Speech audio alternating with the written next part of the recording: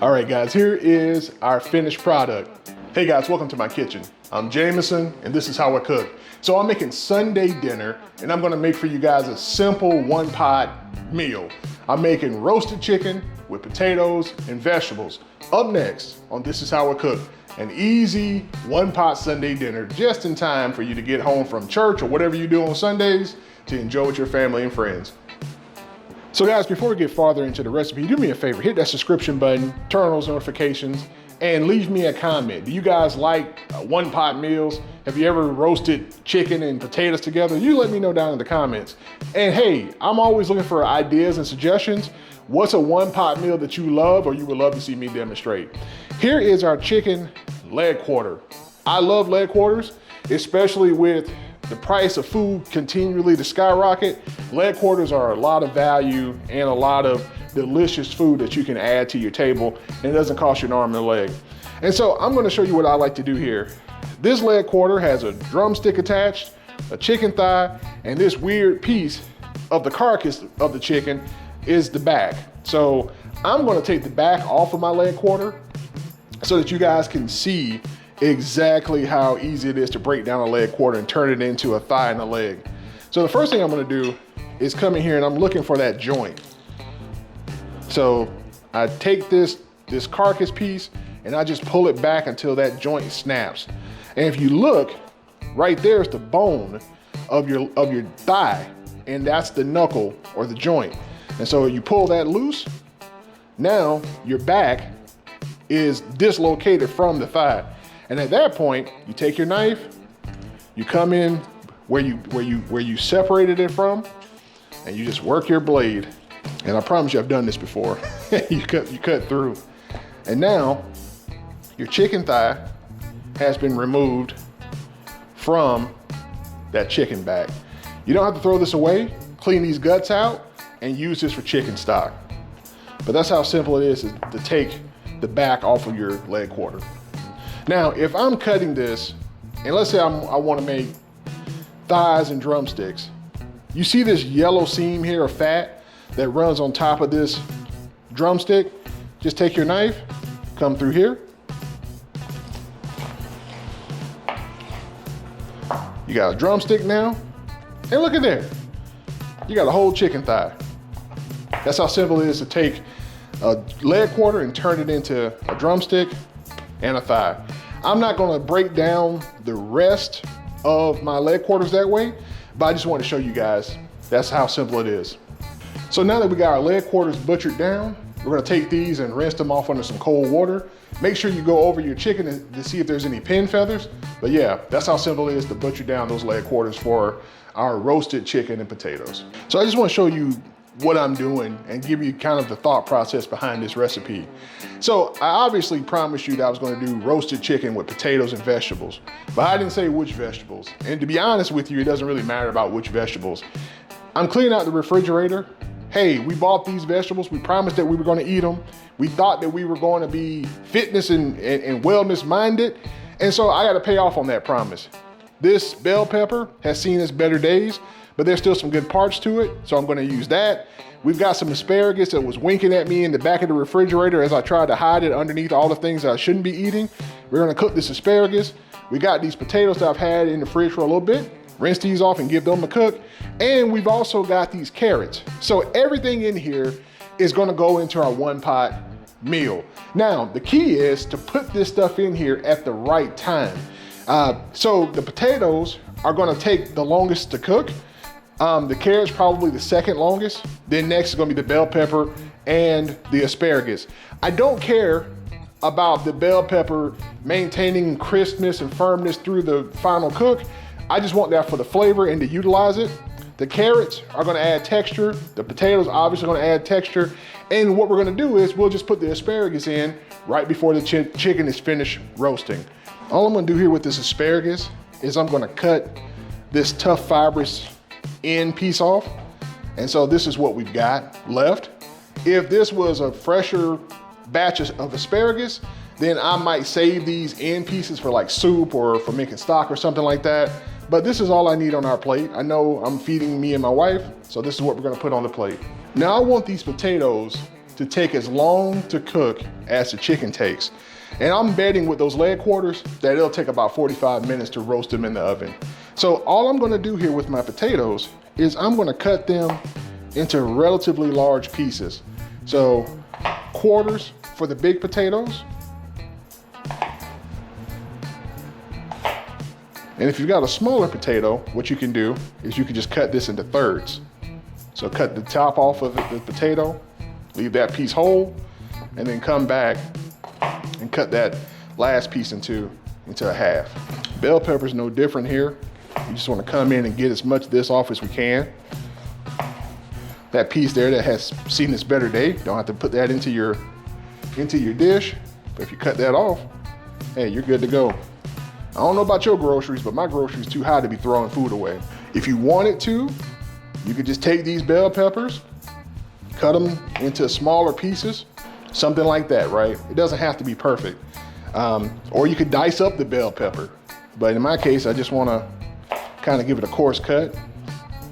Take this white pith and rib out. I'm gonna take these vegetables and give them a rinse under some cold water, just to make sure we don't have any dirt or anything on them. But that's all there is to getting our vegetables ready for our one pan chicken dish. So I want to prepare my bacon dish with a little bit of butter. This is going to add flavor. And also, hopefully this helps make sure that none of my vegetables try to stick to the bottom of my crockery here. Next thing we want to do is come in here and start putting in our potatoes. And I'm going to put these potatoes cut side down as best I can. And there's no magic here, right? We just want to put the potatoes in. Potatoes need a good bit of salt. So I'm gonna come in here and start putting down some salt. I've got other spices and seasoning blends I'm gonna use here, but I just wanna add a little bit more salt because I know these potatoes need it. Now we're gonna put in some black pepper.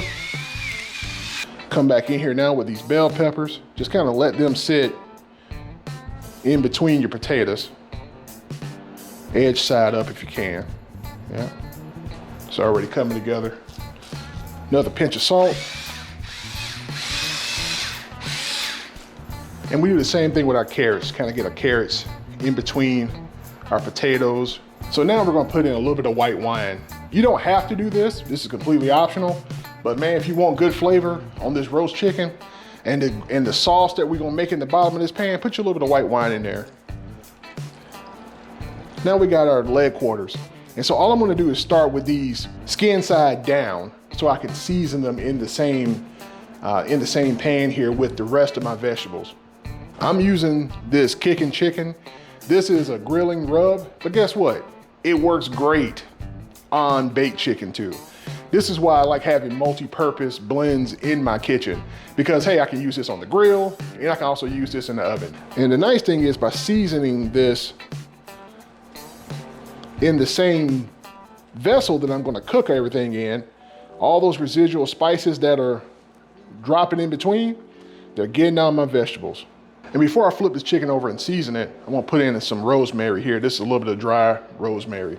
Just a little bit to add some aromatics in the bottom with the vegetables. Same thing here. You know what, why not? We're already in there. Let's put a little bit of that rosemary on this chicken too. Then we come back and finish it up with more of our kicking chicken seasoning. Make sure we get the edges here nice. I got some garlic powder here, granulated garlic. We're gonna use a little bit of that. There's no recipe here, right? I'm listening to the ancestors. I'm listening to my mother in the kitchen. I'm listening to my grandmother in the kitchen, my aunts, my uncle, my dad. You know, just gonna use what I've got here, right? Now what we need to do is we need to make a little bit of poor man's chicken stock to go in the bottom here with the rest of the liquid we poured in from that wine. And to do that, I've got some chicken bouillon. So all I'm gonna do is dissolve some of this chicken bouillon, do this according to the recipe that's on the chicken bouillon canister or to your taste. So I just want a little bit of extra in my broth. And so I'm gonna, instead of just using water, I'm gonna use a little bit of water with some chicken bouillon.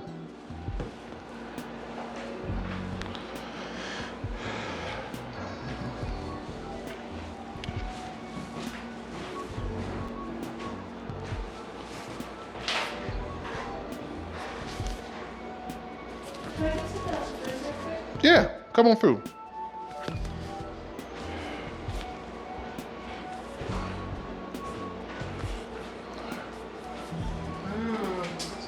fine. Stop staring at my meat. Oh yeah, let me stop recording. Hey now.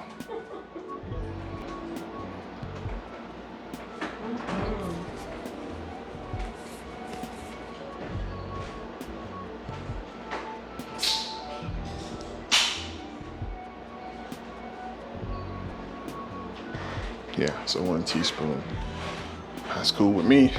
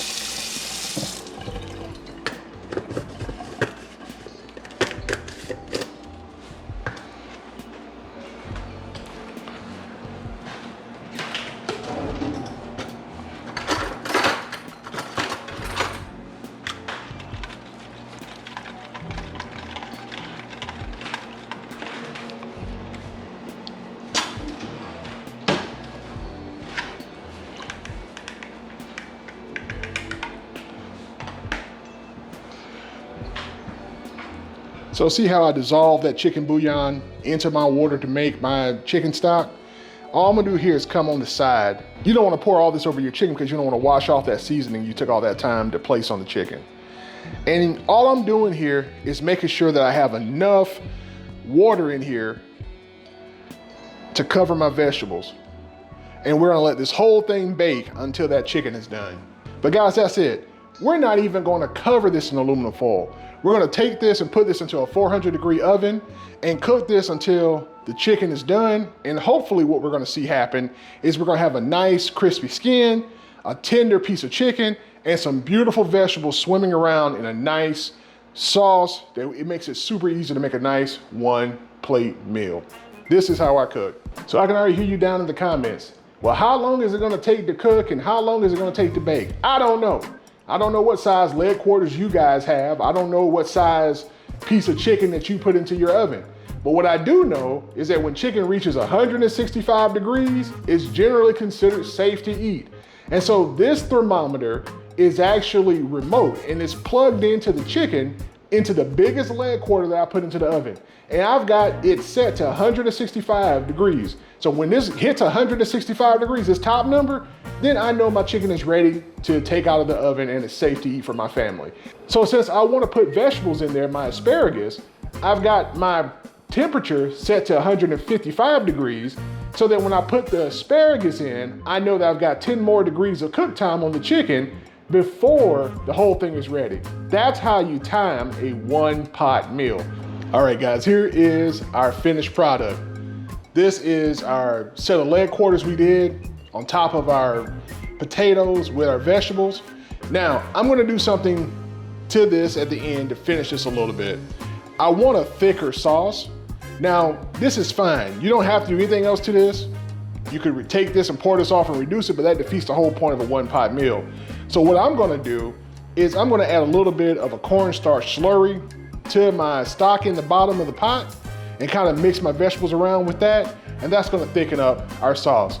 So I know I'm supposed to do reactions for you guys. And so I got a little bit of crusty pita bread here. And we're gonna just taste that sauce first.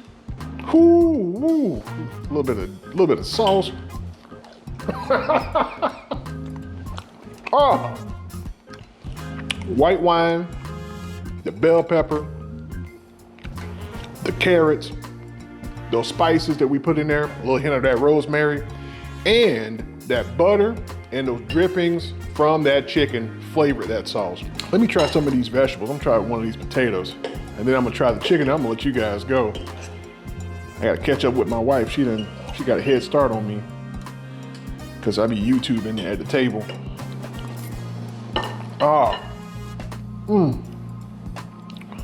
Those potatoes have such a pleasant flavor to them. They're not overly salty.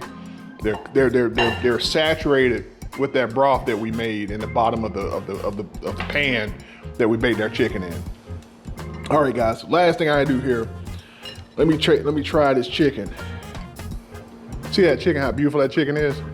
The reason that chicken is so juicy is because we cooked it on top of that liquid and we cooked it to temp.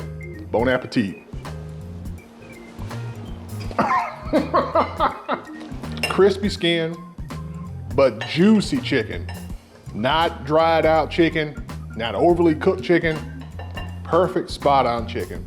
Guys, I'm Jameson, and this is my wine, and this is how I cook. Do me a favor, subscribe, turn on those notifications, and leave me a comment. What you guys think about that recipe? And do me a favor, I'm building an email list. I need your email address so you can stay in touch with me outside of YouTube. Chef Jameson Smallwood, right here on the screen. See it, Chef Jameson Smallwood at gmail.com. Shoot me an email. Guys, I've got to go and get ready for, I gotta go finish Sunday dinner. You guys be good. And thank you again for watching my channel. And yeah, man, we're back inside for a little bit. So you got some more videos like this coming from me soon. Peace. Man, Sunday dinner. What'd you think, boo? It's good. Is it good or is it good? Yeah, it's good. It's good, all right, just making sure. Y'all be good, guys.